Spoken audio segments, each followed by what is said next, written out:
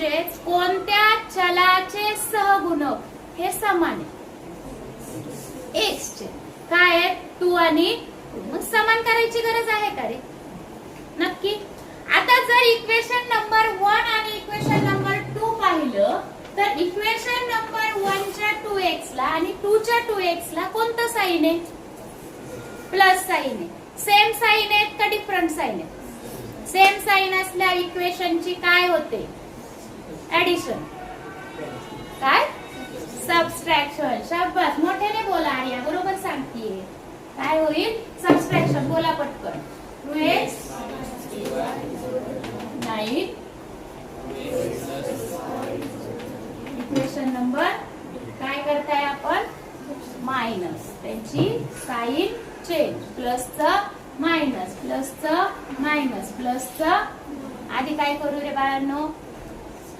काय कट करू? शाबास, कट झाले. बोला. मायनस मायनस 3 प्लस 1 किती आले? येणाऱ्या आन्सरला मोठी संख्या 3. 3ला कोणतं चिन्ह आहे? मायनस. म्हणजे याला पण काय आलं? Minus. Minus 4y is equal two plus minus 13 मधून 9 गेले, किती उरले? येणाऱ्या आन्सरला.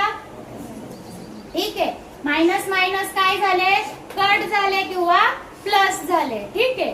पुढे y इज इक्वल टू 4. हे इथे मल्टिप्लिकेशनला, इकडे आल्यावर डिव्हिजनला. y इज इक्वल टू 1 मिळाली y ची किंमत. आता हे लिहित चला, हे ब्रॅकेट करत चला. ह्या गोष्टी मॅथ्स मध्ये थोड्या छान दिसतो पेपर याच्यामुळे आपला. बोला. y is equal to 1 14. Equation number कोणत्या इक्वेशन मध्ये टाकता? 1 मध्ये का 2 मध्ये? 2 मध्ये का टाकता?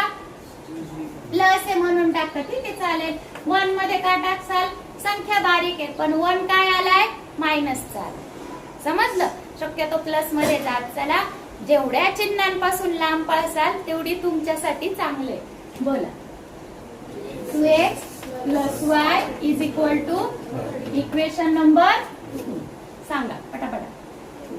2x very good 13 minus very good शाबास. म्हणजे x ची व्हॅल्यू किती मिळाली? काय करू याला? x वेल डन.